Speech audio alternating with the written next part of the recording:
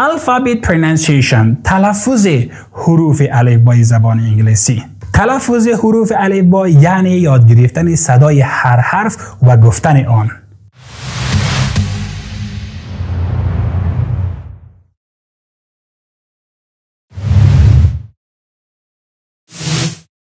سلام خدمت شما دانش آموزای عزیز، زبان آموزای عزیز و همراهان گرامی.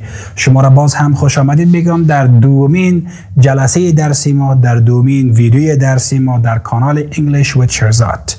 در درس اول ما در مورد اشکال یا سبک نوشتاری الفبای زبان انگلیسی و همچنان در مورد صوت یا صدای الفبای زبان انگلیسی کار کردیم و صحبت کردیم. در درس امروزی قرار هست در مورد alphabet pronunciation، تلفظ الفبای زبان انگلیسی کار کنیم. In today's lesson, you are learning the English alphabet pronunciation. تلفظ حروف الفبا یعنی یاد گرفتن صدای هر حرف و گفتن آن. مثلا حرف B کدام صدا را افاده میکنه و میکشه؟ حرف B صدای B را میکشه و حرف A صدای A را میکشه.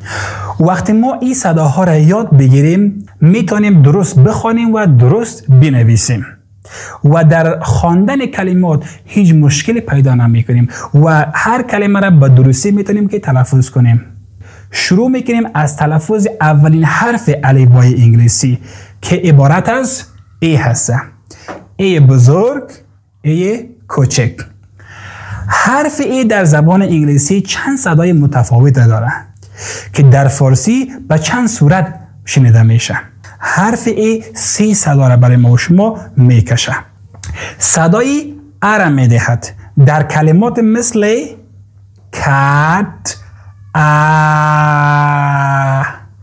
cat یا bat، at.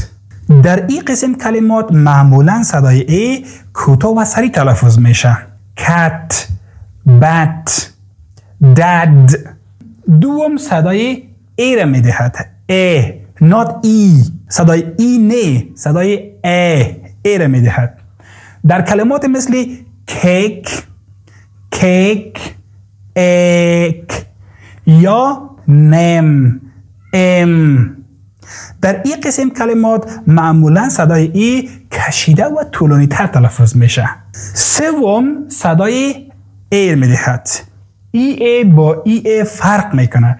ای با ای شبیه همدیگر هست، چون ای که هست طرف بالا تلفظ میشه، نسبتا طرف بالا تلفظ میشه و ای کمی پایین تر تلفظ میشه نظر به ای. مثل کلمه apple، ما apple نمیگیم، اشتباه هست، apple. در این قسم کلمات صدایشان کوتاه‌تر و نزدیک به هست ولی کمی تفاوت داره. حالا بریم ما شما تمرین کنیم و صدای درست حرف ای را در این قسم کلمات پیدا کنیم. bat، name، map، back، egg، dad، paper، حالا شما یاد گرفتن تلفظ درست حرف ای را که به فارسی به چند صورت متفاوت شنیده میشه.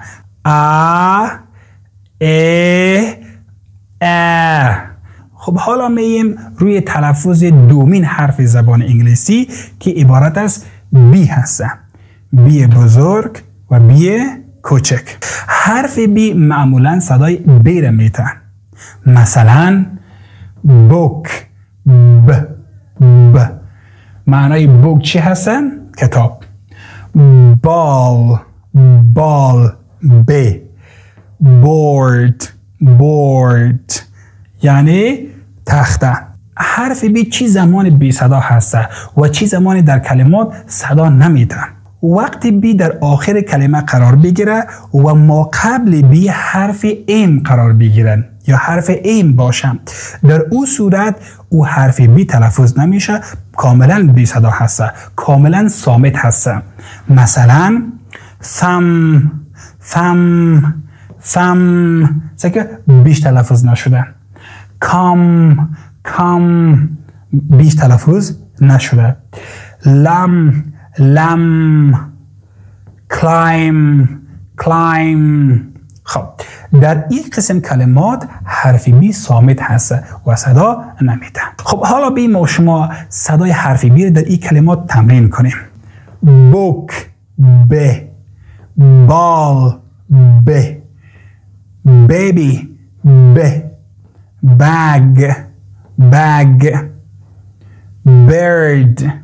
bird.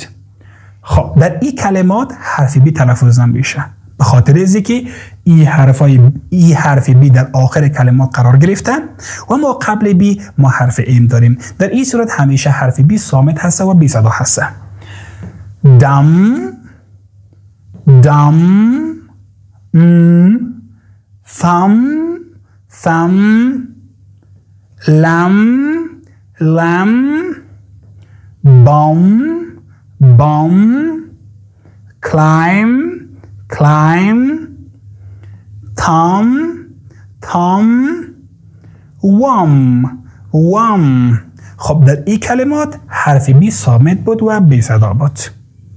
این بود درس امروز شما زبان آموزای عزیز و همراهان گرامی. امید است که درس امروز بر شما مفید واقع شده باشه و شما تلفظ درست حرف ای زبان انگلیسی و حرف بی زبان انگلیسی را به خوبی یاد گرفته باشین و هیچ مشکلی در تلفظ این حروف نداشته باشین.